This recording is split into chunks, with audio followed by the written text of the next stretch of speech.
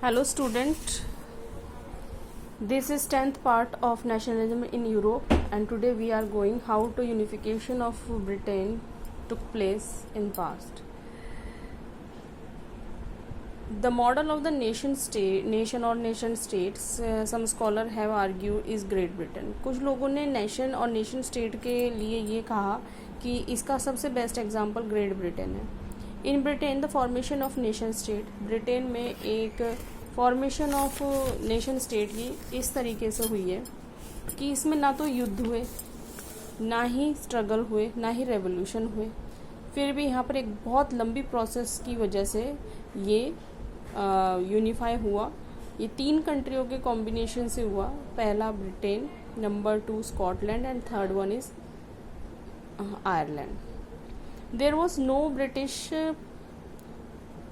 nation prior to 18th century. The primary identities of people who inhabited British are, यहाँ पर ethnic difference तो देखने को मिलता है और एथनिक डिफरेंस देखने को मिलता है तो उसमें ब्रिटेन में कुछ इस बेस पे इजलेवर ethnic ones such as English, Wales, Scot and Irish. अब आपको वेल्स पता चल रहा है, स्कॉटलैंड से स्कॉटिश का पता चल रहा है एंड इसमें साथ में आपको पता चल रहा है किसका, आयरिश का. All these ethnic had their own culture and political tradition. ये एक पॉइंट है, यहाँ से यहाँ तक एक पॉइंट है. ये कहना चाहते हैं कि यहाँ पर एथनिक बेस पे 3 ग्रुप में डिवाइड था और उसमें 4 ग्रुप में एक इंग्लिश थे, एक वेल्स थे, एक स्कॉट थे और एक आयरिश थे. सबके अपने अपने कल्चर थे और पॉलिटिकल ट्रेडिशन थे. बट इंग्लिश नेशन स्टेडली ग्रू. पर इन सब में जो ग्रो करा उसने सिर्फ इंग्लिश नेशन ने करा, जिसमें वेल्थ और इम्पोर्टेंस और पावर इनके पास ही थी, जिसका इन्फ्लुएंस ओवर अदर नेशन जैसे आइलैंड्स पे पड़ा. English parliament which has seize power from monarchy. English parliament ने जो है मोनार्की से पावर 1688 में सीज कर ली. अब पावर किसके पास है, पार्लियामेंट्री के पास. At the end of the protracted conflict, मतलब जब ये प्रोट्रैक्ट कॉन्फ्लिक्ट के अंत में ये इन्होंने ऐसा किया. Was the instrument through which the nation state with England at the centre came to be formed. अब इसी का इस्तेमाल करते हुए, प्रोट्रैक्ट कॉन्फ्लिक्ट का इस्तेमाल करते हुए इन्होंने क्या करा, इसको एक इंग्लैंड को सेंटर बनाया. The act of union in 1707, ये फर्स्ट इनकी जो है स्टेप है जिसको ये कर रहे हैं, जिसमें ये इंग्लैंड और स्कॉटलैंड को प्लस कर लेते हैं. Result in the formation of United kingdom of great Britain. Great Britain का इन्होंने क्या करा, यूनाइटेड किंगडम बना दिया. In fact that England was unable to impose the influence on Scotland. मतलब इन इफेक्ट्स, मतलब इसका इफेक्ट क्या हुआ, अपना इन्फ्लुएंस इन्होंने किस पर डाला, स्कॉटलैंड पर डाला. The British parliament was henceforth dominated by the English members. और ये जो इंग्लिश पार्लियामेंट थी इसमें इंग्लिश पीपल ही ज़्यादातर होते थे, पावरफुल पोजीशन पे भी और काउंट वाइज भी they are much more than Scottish. The growth of the British identity meant the Scotland distinctive culture and political instrument were sympathetically suppressed.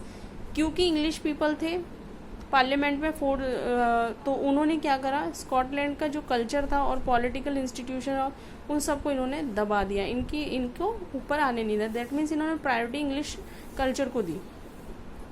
The Catholic clan that inhabited in Scottish highland suffer terrible repression.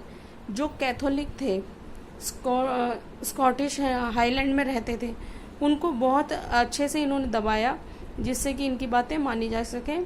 When ever they attempt and assert their independence, जब उन्होंने अपनी आज़ादी के लिए कोई भी कोशिश करी कि इन्होंने स्कॉटलैंड में रहने वाले कैथोलिक लोगों ने. The Scottish highlander were forbidden to speak their Gaelic language. इनको मना किया हुआ था क्या कि आप गैलिक लैंग्वेज नहीं बोलोगे. और wear the national dress. Large number of were forcibly drawn out the homeland. और जो लोग नहीं मानते थे तो उनको एक्सेल कर दिया जाता था from their homeland. Ireland suffer similar fate. इसी तरीके के दुर्भाग्य से जूझा कौन, Ireland. It was country deeply divided into Catholic and Protestant. इसको कैथोलिक और प्रोटेस्टेंट दोनों में डिवाइड किया गया था. The English helped Protestant of Ireland to establish the dominance of the largely Catholic country. जो इंग्लिश थे, क्योंकि वो क्या कैथोलिक को यहाँ भी दबा रहे हैं, तो यहाँ भी कैथोलिक को ही अपोज करेंगे, तो किसकी हेल्प करी उन्होंने? प्रोटेस्टेंट की हेल्प करी। किस लिए? कि इन लोगों को कंट्री में इनकी डोमिनेंस नहीं चलनी चाहिए, आपकी चलनी चाहिए।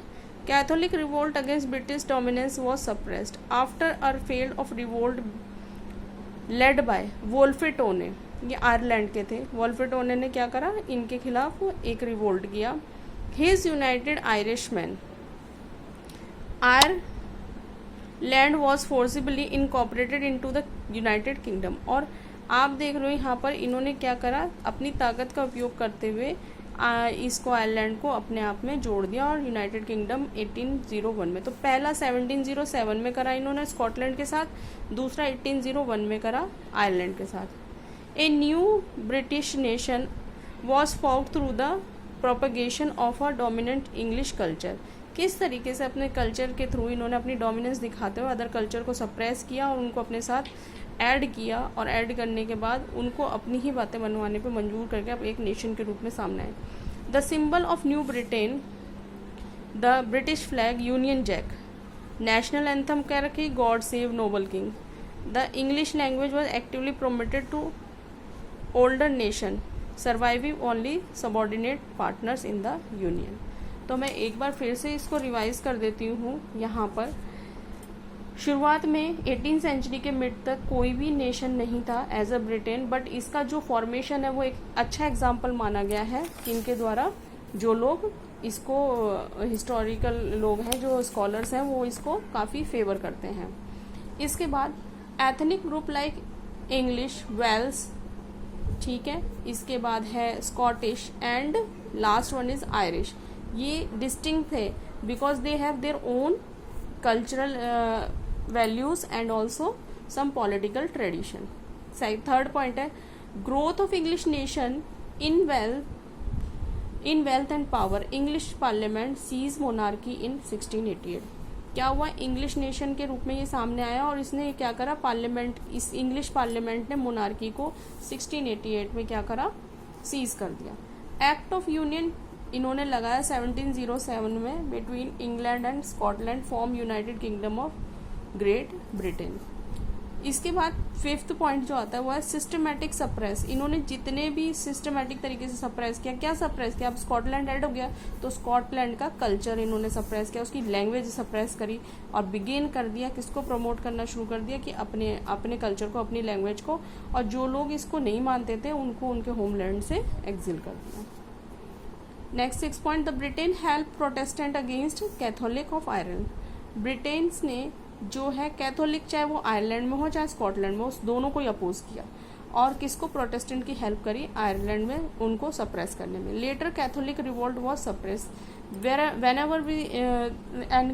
whenever Catholic revolt appeal, then they suppress that. Then in 1801 में इन्होंने आयरलैंड को अपने साथ फोर्सबली, मतलब कि ताकत के जोर पर इन्होंने अपने साथ ऐड कर लिया।